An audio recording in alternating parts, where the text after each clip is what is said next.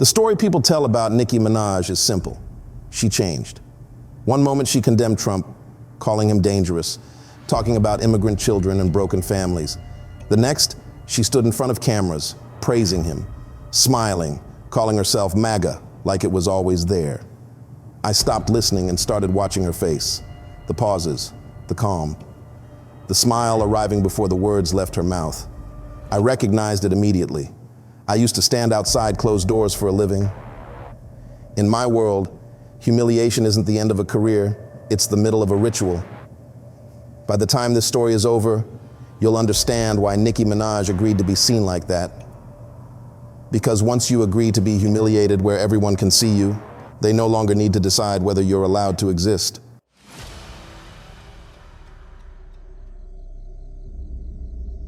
So I won't start with titles.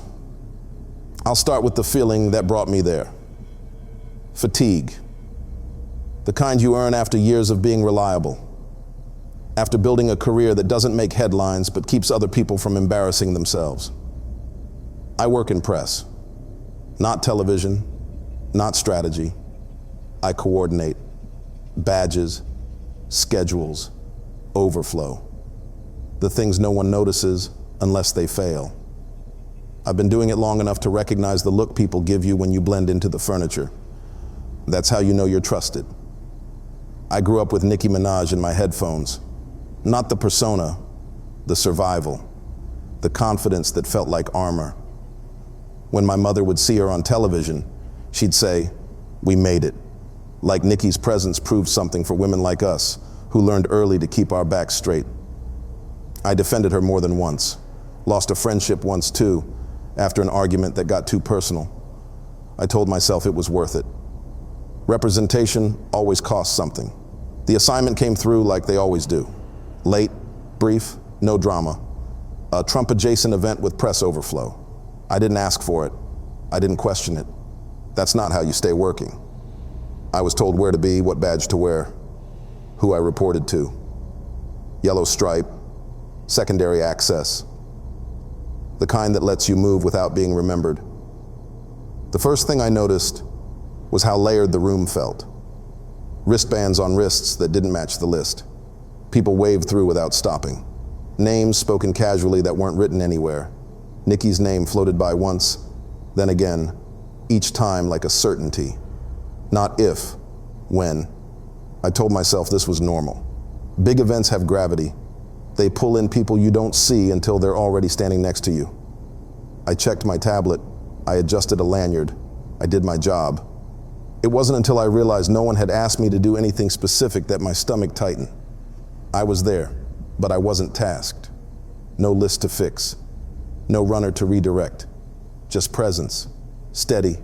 Available. I've learned to listen for the questions that don't get asked. A man approached me near the edge of the room. Mid-level. You could tell by how calm he was. Not important enough to posture, important enough to assume agreement. He spoke like we'd already spoken before. "Timeline's tight," he said, glancing past me. "She understands the importance." I nodded, because nodding keeps conversations short. "Family stability matters," he added, almost kindly. "Visibility can complicate older stories." He never said immigration. He never needed to. He thanked me for being steady before I'd offered anything. That was when I understood disagreement wasn't part of the exchange. I remembered something an older woman once told me when I was new to this. Power prefers people who don't need instructions. At the time, I thought she meant competence. Now I know she meant silence. I caught a glimpse of Nicki later, moving between spaces with the same calm I'd seen on screen. The walk had slowed, every step intentional. She looked smaller than I expected, not physically, contained, like someone conserving energy. I didn't approach her. That wasn't my role. But when she sat down in a temporary room, neutral chairs, no mirrors, I was asked to wait nearby. She didn't talk much, neither did I. She said things that sounded incomplete, like notes written for someone else. Some names only stay quiet if I stay loud.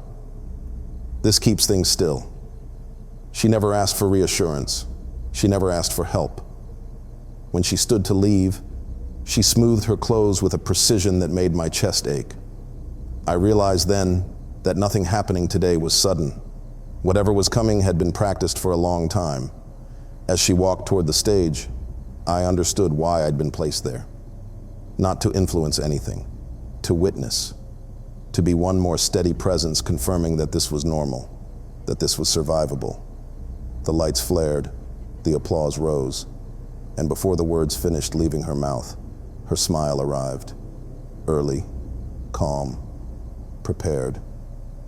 That's when I knew I wasn't watching a change. I was watching a payment. There are people you remember because they matter, and people you remember because they don't. The man who spoke to me that afternoon belonged to the second category. If I passed him on the street tomorrow, I wouldn't look twice. That was the point. He didn't introduce himself. He didn't need to.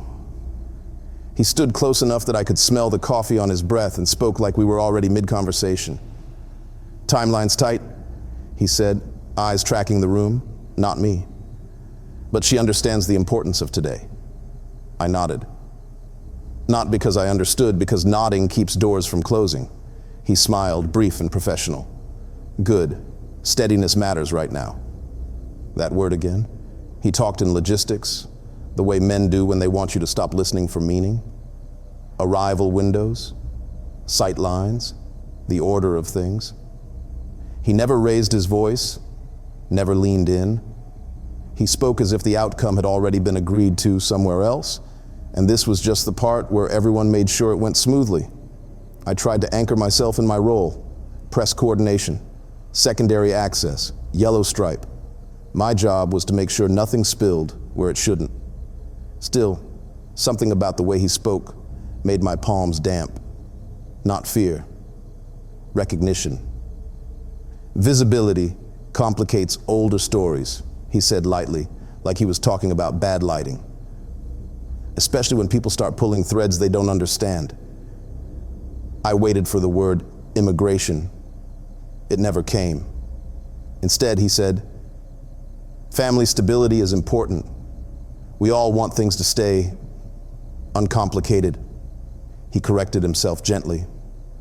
Still, that was the first time he looked directly at me, not searching, confirming. I realized then he wasn't gauging my reaction. He was measuring my silence. The pause after his sentences felt deliberate, like he was giving me space to object, not because objection was welcome, but because it would tell him something if I tried. I didn't. He thanked me before I agreed to anything. "We appreciate you being steady," he said, already stepping away. "People like you make days like this possible. People like me, not powerful, not famous, useful." As he disappeared back into the room, I felt the weight of what I hadn't said settle into my chest. I thought about the years I'd spent telling myself this work was neutral, that coordination wasn't complicity, that being present didn't mean being involved. I watched as others moved around me, some purposeful, some ornamental. The layers of access made sense now. Who needed to be seen? Who needed to be invisible? Who could wander without explanation? When Nicki's name floated through the space again, it wasn't spoken with urgency. It was spoken with assurance, like the weather, like gravity. I remembered earlier conversations from years ago, different clients, different rooms, the same language. This keeps you safe. This keeps things quiet. This is temporary. I had believed it every time because believing made the work easier. A runner passed by, breathless, and I caught my reflection in a darkened screen. I looked exactly how I was supposed to look. Calm, capable, forgettable. The kind of woman people trust to hold the line without asking why it's there. Somewhere nearby, applause swelled and faded, testing the room. I felt a strange urge to leave, to step outside and breathe air that didn't feel curated. But leaving would have been noticed. Staying was expected. I understood then that no one was forcing anything to happen. Force leaves marks. This was cleaner, quieter. Everyone involved had already agreed to their part, even if they couldn't remember when. The man reappeared briefly, just long enough to give me a nod. Not approval, confirmation. As he walked away for the last time, I realized what frightened me most wasn't what he'd said. It was how unnecessary the conversation had been.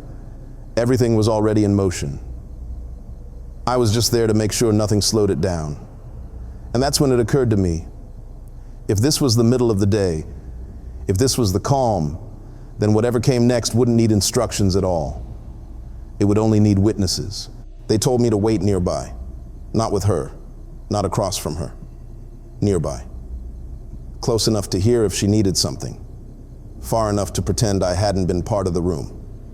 The space was temporary, neutral chairs, blank walls, no mirrors. Rooms like that are designed to leave no evidence. You can't reflect in them, you can't linger, you sit, you stand, you leave exactly as you arrived. She was already there when I stepped in. Nicki didn't look nervous. That was the first thing.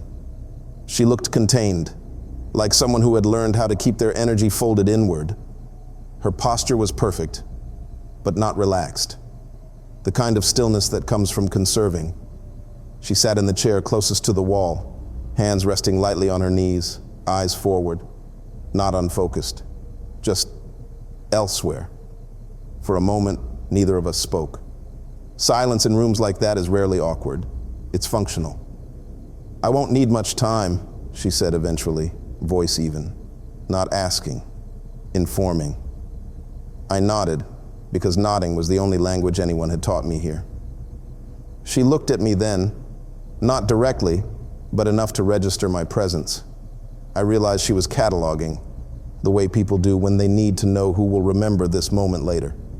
"People think noise protects them," she said, almost to herself. "It doesn't. Noise just moves the questions around." I didn't answer. I'd learned not to interrupt statements that weren't meant to invite response.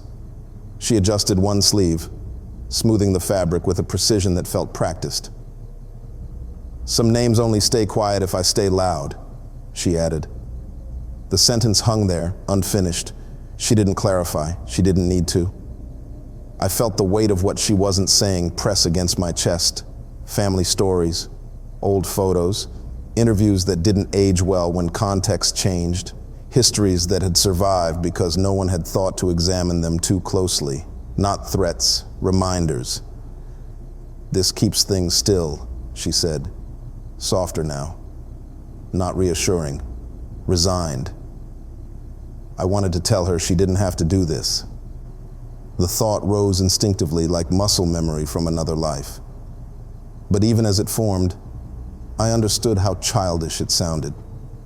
Choice had already narrowed itself into something else, something quieter. She never asked me for help, never asked if I understood. The conversation wasn't for me. I was just the surface it reflected off of. A voice outside the room called a name, not hers. A signal, not a summons. She stood immediately, no hesitation, as if her body had been waiting for permission it already knew would come. As she rose, she smoothed her clothes again, the same deliberate motion. Watching it made my throat tighten. There was something ceremonial about it, like sealing an envelope you don't intend to open again.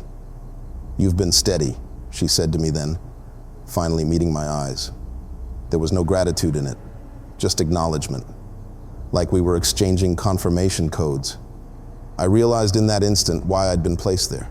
Not to influence anything, not to advise, to witness, to be one more person whose calm presence would make this feel survivable, normal. The door opened.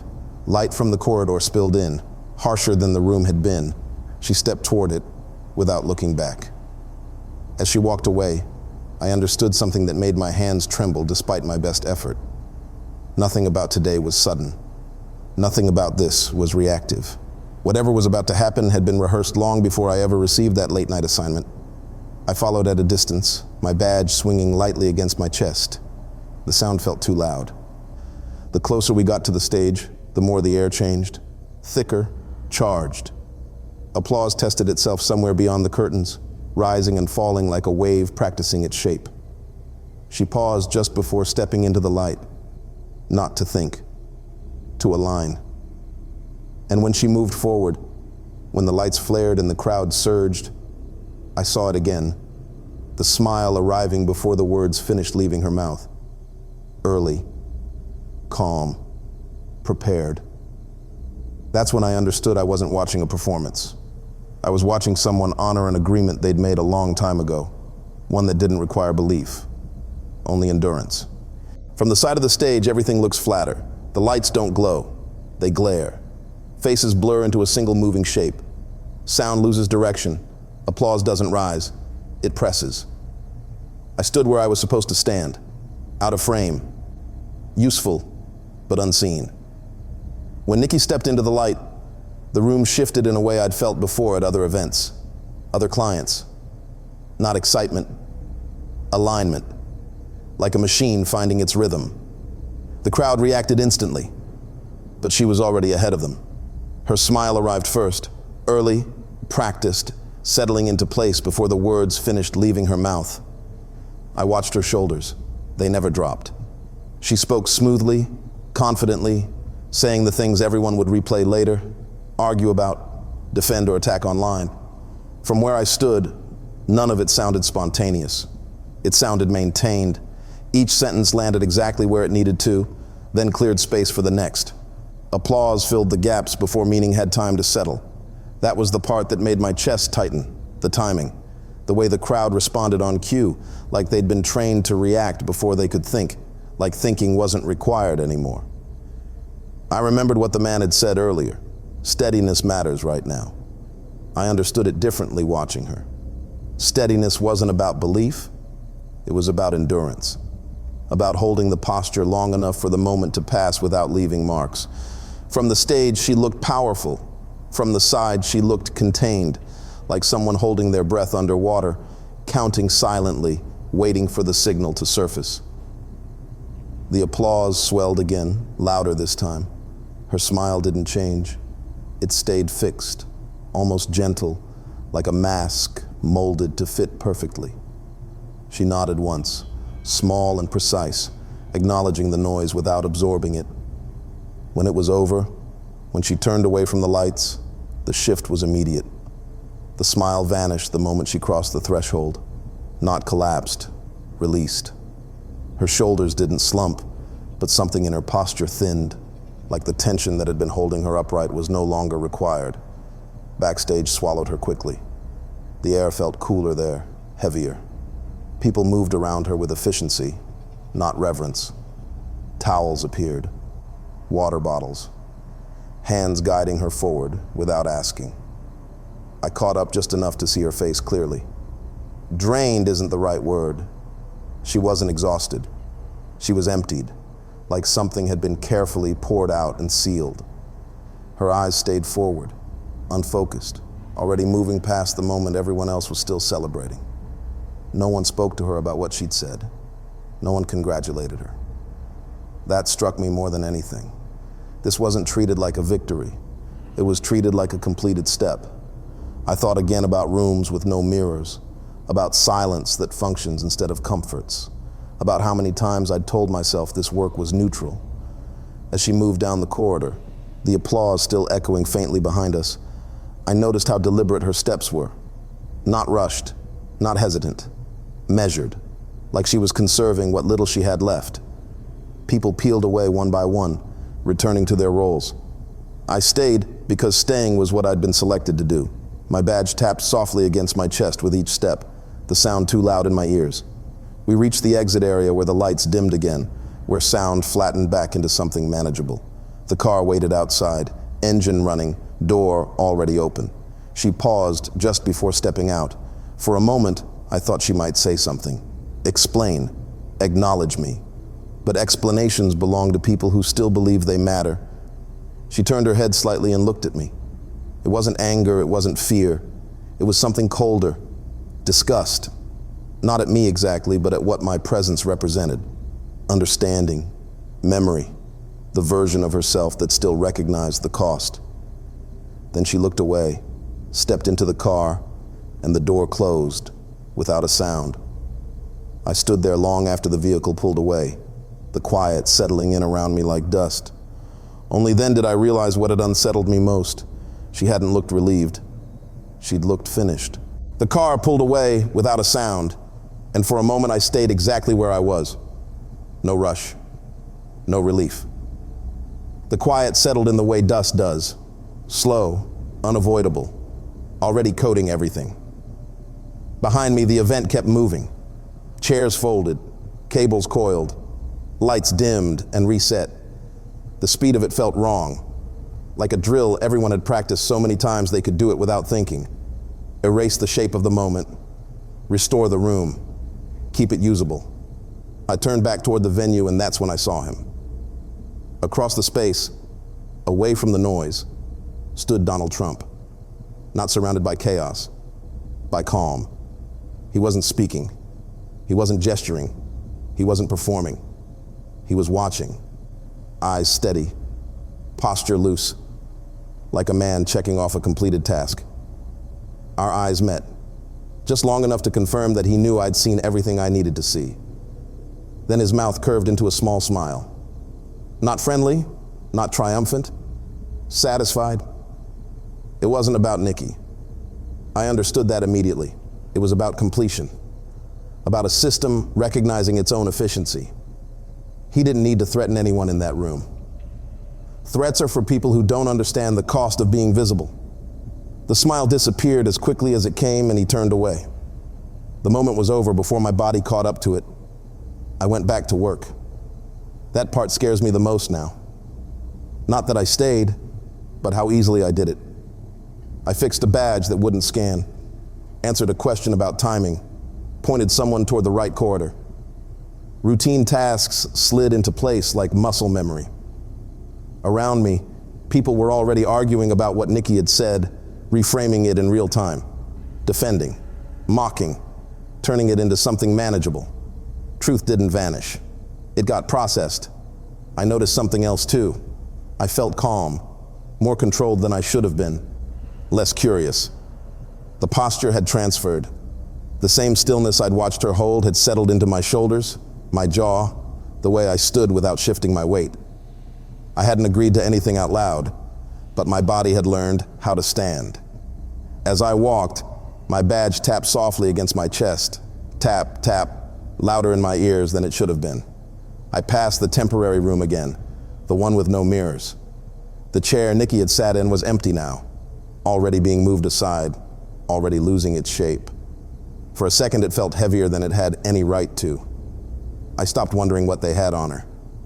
That question belongs to people who still believe leverage looks like threats. What they had was visibility, permanence, the knowledge that being remembered incorrectly can be more dangerous than being punished at all. Humiliation isn't the opposite of protection. It's one of its forms. When I finally left the venue, the night air felt unreal, like I'd stepped out of a controlled environment and my lungs needed time to remember what oxygen was for. I didn't look back. There was nothing left to see. I know I won't talk about this again, not publicly. Not because anyone told me not to, but because now I understand the system well enough to know when silence is the safer posture. The worst part wasn't what I witnessed. It was how quickly I learned why no one stops it, and how easy it would be to stand in that room again if asked. If this story unsettled you, let me know you're still here. Like the video, leave your thoughts in the comments, and subscribe, because the next story starts where this one learned how to stay quiet.